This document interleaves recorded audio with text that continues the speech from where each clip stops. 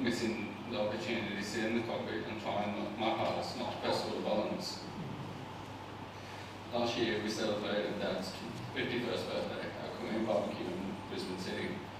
Of course, Dad had to introduce his newfound love, soju.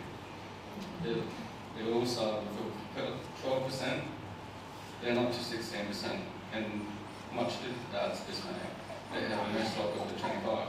Buzz was gone and Dad decided to jump straight to the 40%. We were all doing well and decided to call it a night and head back to the car. On the way back, Naya spotted a quiet karaoke bar and dragged us all in. With a pint of Guinness in mine and Dad's hand, we didn't realise our mistake. We both ended up a bit tipsy and had no choice. Naya signed us up to sing together. Can't remember much still to this day, but do remember all of the fun and laughs we shared that night. If it wasn't for Kat and Naya, we would never been able to create this cool memory with my dad.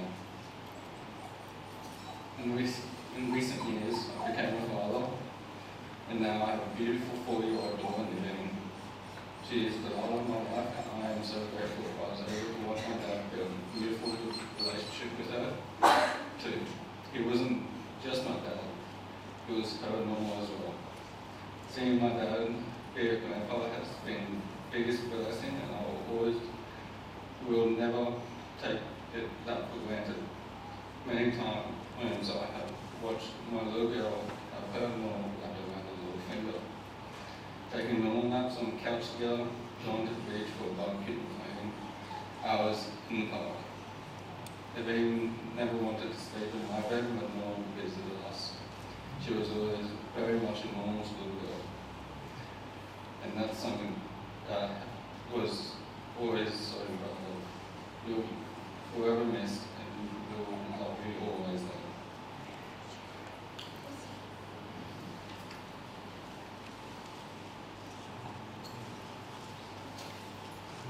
Now, Kat, would you like to come forward and offer up your eulogy, please? I think everybody here, without me explaining, knows Kat's role in James's life for the past 11 years. So here we go.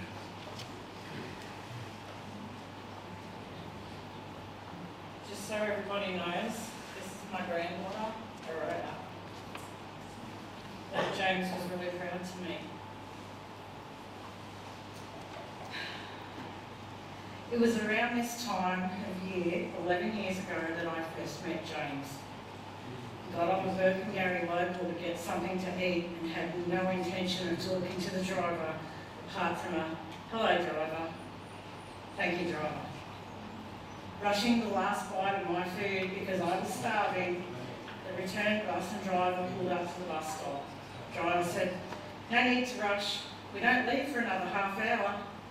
It was the meeting of two paths in life that would change us both forever. We immediately hit it off and started out as friends. We all know James as a go-getter, and he approached our friendship like he approached everything in life, with great single-mindedness. We were in our 40s, and where I was always cautious, he was determined and quick to act. The handbrake, he'd call me, the one who would slow him down, make him think things out, and pause before acting. I told him it wasn't the right time and that he needed to heal. He'd think about something, make a decision, and move on it pretty quickly. I didn't like telling him what to do, but would listen, point out the options, and warn of the pitfalls. He won this round, with some hesitance on my part.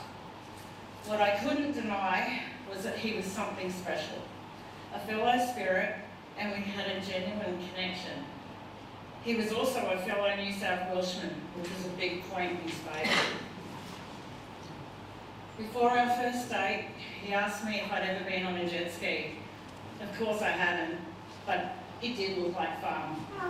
Being the go-getter we all know him as, he organised a jet ski in the middle of winter and a day trip out to Atkinson Dam. It was fun.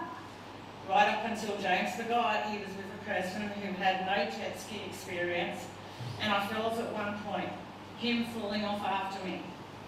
He gave me a good kick in the head on his way off, and we joked about it for years later. I kicked the poor girl in the head on our first date, and she stuck with me anyway. He'd laugh. In the entire time I knew him, he had 3 passions: planes, motorbikes, and his 4 kids. Not to mention the bonus kids he loved and mentored along the way, including my own son Joshy, who thinks of James as a father. Katie, Maddie, Jacinta, Bianca were always forefront in his mind. No matter what, he never stopped loving any of them. I still remember the pure joy in his voice when he phoned me to tell me Maddie had made contact. And it still brings me joy today to think how proud he would be of how far Maddie has come. James will be looking down on his kids proudly and will be a guardian angel to his list of guardian angel to his list of accomplishments. A role he will take through to the next generation too. Motorbikes. We used to go for rides every weekend. Rides with the Christian Motorcycle Riders Association, the Ulysses, and others that he always seemed to find. Jamesy would drag me to every airport, plane show that he heard about, which was great. I liked helicopters more than planes, so we were both happy. In 2016, we moved from Burpengurry to Golden so James could take up another job in aviation, which, let's face it, was his first true love. As Matt said, James would happily talk about planes to anyone. The only problem was, most people didn't have the first clue what he was going on about. I'd say, James, not everybody knows everything you do about planes. Use layman's terms. This was always said with a laugh though, because it gave me so much joy to see his.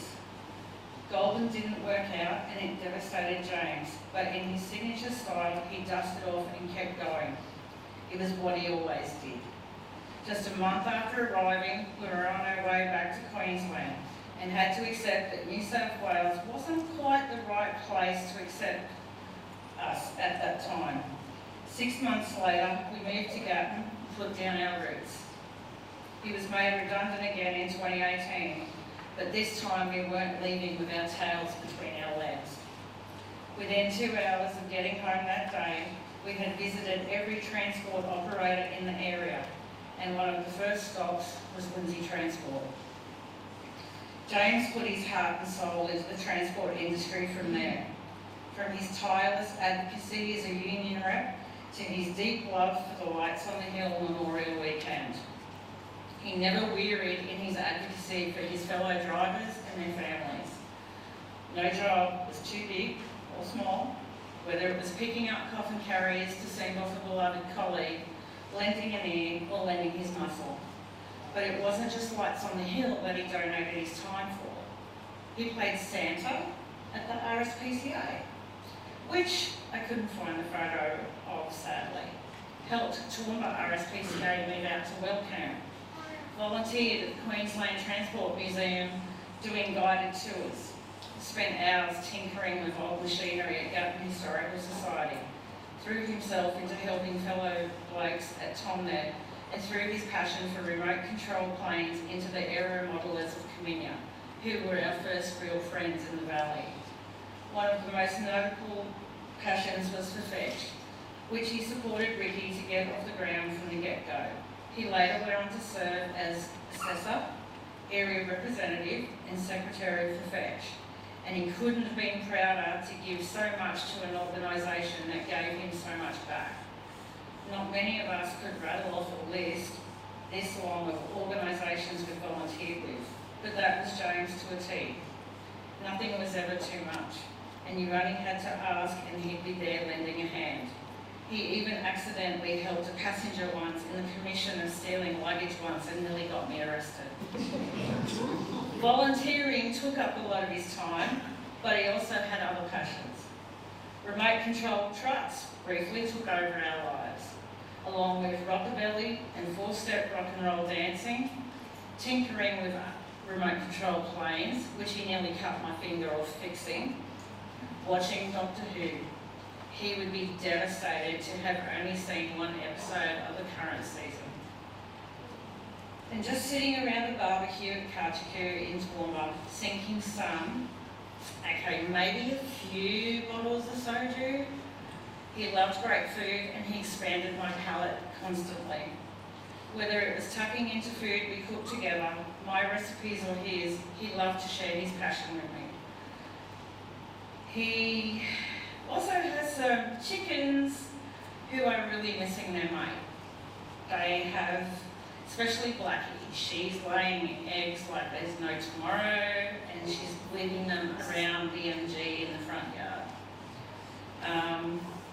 Delivering them home delivery style and announcing it to the whole neighbourhood. I did my best to always be there for James, and then he did the same for me. We were yin and yang, and mostly inseparable.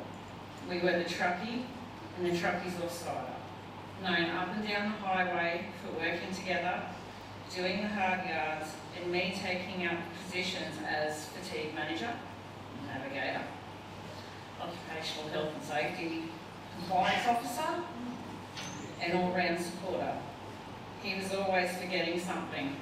One morning he rang at 1 a.m. and he said, "Oh, you're still up. You haven't gone to bed yet." He'd forgotten his work boots. So I grabbed my bag, flew into town, looked everywhere in the smoko room.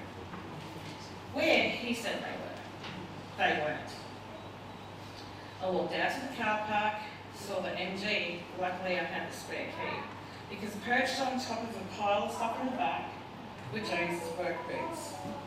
I rang, told him I was on my way, and despite not being where he said he'd be, I found him after a mad dash down the highway, finally arriving back home at 4 a.m. after having to be recharged with coffee. It was my honour to be his offsider, and life just won't be the same without him and his steadfast presence.